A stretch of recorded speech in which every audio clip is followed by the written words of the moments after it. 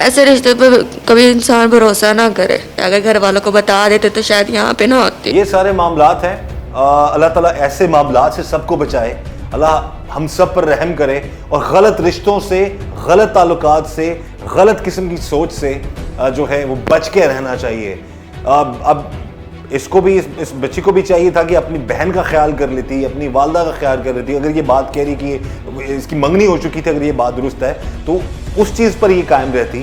اپنے بہنوئی کی باتوں میں آ کر پھر رضامندی سے ایک تعلق نہ اس سے بناتی. ابھی پچھتاوا ہوتا ہے یہ, میں اس اپنے بہنوئی کی رضامندی, اس کی بات پر رضامندی کا اظہار نہ کرتی اور آج یہ دن آپ کو نہ دیکھنا پڑتا. بہت زیادہ ہوتا کہ اسے نہ سنتی تو ایسا نہ ہوتا, آج یہ کچھ نہ ہوتا. بہرحال جی, ایسے معاملات سے, ایسے لمحات سے, ایسے ایشوز سے اللہ تعالیٰ سب کو بچائے. اور ایک گزارش ہے میرے اپنے اس پروگرام میں, یہ جرم بے نقاب میں چیزوں کی, اس طرح کی سٹوریز کو لے کے آنے کا یا بتانے کا محض یہ نہیں کہ ہم اس چیز کو پروموٹ کر رہے ہیں, ہم صرف یہ بتا رہے ہیں کہ غلط چیز, غلط معاملات سے بچیں, غلط سوچ سے بچیں, رشتوں کے تقدس کا خیال رکھیں, رشتوں کے تقدس کی پامالی سے بچیں, نہیں تو اس کا انجام بہت برا ہے. پیر کالونی اور شالیمار تھانہ جو ہے لاہور کے علاقے میں ایک بچہ ملتا ہے جی, نومولود بچہ. کوئی نہیں جانتا تھا وہ کون ہے, اس کا ماں باپ اس کا کون ہے, اس کے پیرنٹس جو ہیں وہ کدھر ہیں. اور کچھ دن تک وہ ہاسپٹل میں رہتا ہے بچہ, اس کے بعد پھر اس کی موت واقع ہو جاتی ہے. اس حوالے سے ہم بات کرتے ہیں جی انویسٹیگیشن انچارج تھانہ شالیمار طاہر صاحب سے کہ کس طرح سے اس کیس کو سارٹ آؤٹ کیا اور اس کیس کے حقائق کیا تھے. جی طاہر صاحب بتائیے گا. جی بسم اللہ الرحمن الرحیم. 16/11/22 کی درمیانی شب 15 پہ کال ملی کہ ایک چھت پہ بچہ ملا ہے جو زندہ ہے, جو نامولود ہے. جو 15 کال پہ اطلاع پا کر آپریشن ونگ سے عمر دراز ASI اور انویسٹیگیشن سے محمد آصف ASI گئے. جو انہوں نے دیکھا, بچے کو دیکھا تو بچہ زندہ تھا. اس کو پکڑ کے چلڈرن ہسپتال داخل کرا دیا.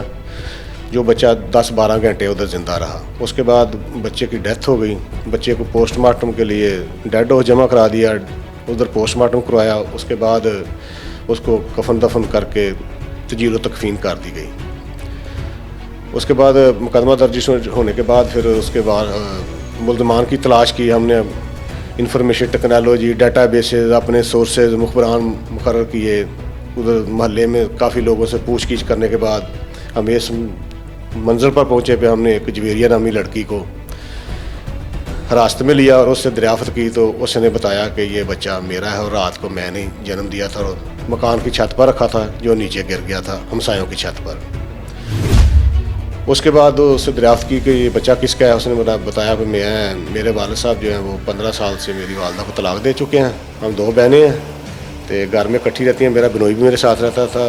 گھر میں اکٹھے رہنے سے میرے اور میرے بنوئی کے آپس میں تعلقات بن گئے, جو ہم ایک کمرے میں سوتے تھے, جس کی وجہ سے بچہ پیدا ہو گیا. تو اس کے بعد اس کے بنوئی کو بھی تلاش کیا اور اس کو ہم نے گرفتار کر لیا. بچے کا DNA بھی کروایا ہم نے. اس کے بعد ہم نے اس کے بنوئی کو بھی گرفتار کر لیا ہے. تو دونوں ریمانڈ پہ ہیں. تو انشاءاللہ تعالیٰ کافی شواہد ہے. PFSA سے بھی جو ہمیں اقبال جرم کر لیا, اقبال جرم دونوں کر لیا ہے. PFSA سے بھی شواہد مل جائیں گے. DNO تینوں کا ہو گیا. بچے کا پتہ چل جائے گا ان کا ہے. تو انشاءاللہ تعالیٰ کا ان کا چلان دیں گے, ان کو کیفر کردار تک پہنچائیں گے تاکہ آئندہ کوئی اس طرح کی حرکت نہ کرے. بالکل صحیح جی. معصوم بچہ تھا جس کا تو نہ تو کوئی مدعی تھا نہ کوئی اس کا ولی وارث تھا. ماں نے خود ہی جنم دے کے اس کو چھت سے ایک قسم کا پھینک ہی دیا تھا اس کو. بہرحال قانون کے مطابق جو بھی کارروائی وہ ہونی چاہیے, لیکن ایک گزارش ہے میری تمام ناظرین سے, خدا را رشتوں کے تقدس کو پامال مت ہونے دیں. اس طرح کے معاملات میں اگر آپ پڑھتے ہیں تو ڈیفینیٹلی ان کا انجام بھی بہت برا ہوتا ہے. اس وقت جی ہمارے ساتھ موجود ہے وہ بہنوئی جس نے اپنی سالی کی مجبوری کا بھی فائدہ اٹھایا.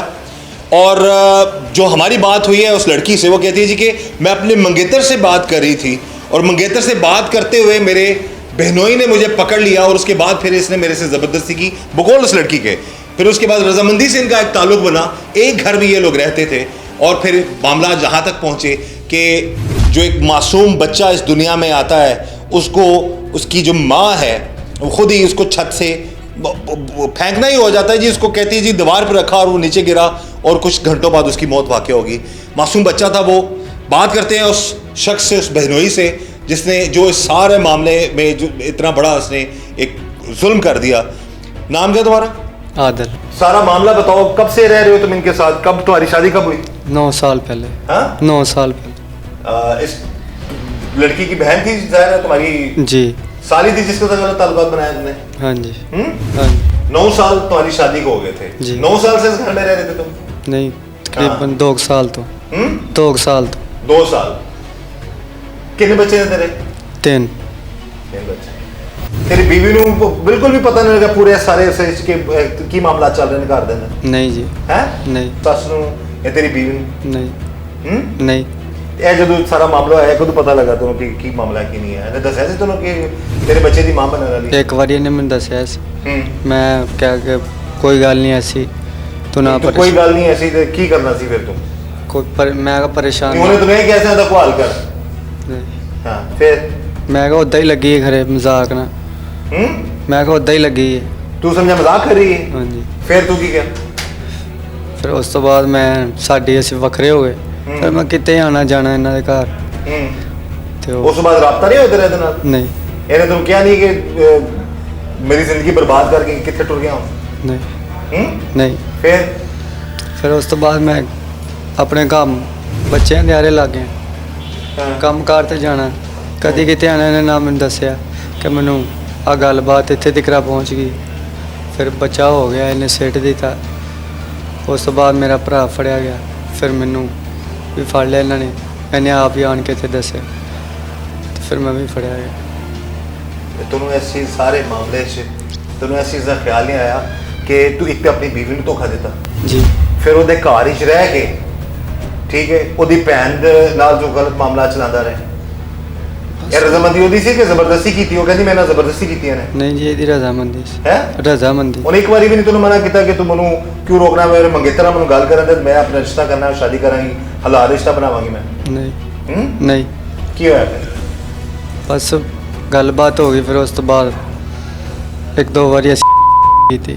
मेरी गुजारिश है तमाम लोगों से, खुदारा ऐसे गलत सोच से, गलत मामला से बचें और रिश्तों के तकद्दुस को पामाल मत होने दें, नहीं तो अंजाम ऐसा ही हो सकता है। लाहौर के पोश एरिया का ये वाक़या है। बहनोई ने अपनी साली के साथ नाजायज़ गैर कानूनी तल्लक कायम करके उसे हमला कर दिया और उस खातून ने भी उस हमल को कायम रखा और जब वो टाइम आया बच्चे की डिलीवरी का तो उसने छत पर जाकर ख़ुद से बच्चा डिलीवर करके उसे बेदर्दी से कत्ल कर दिया।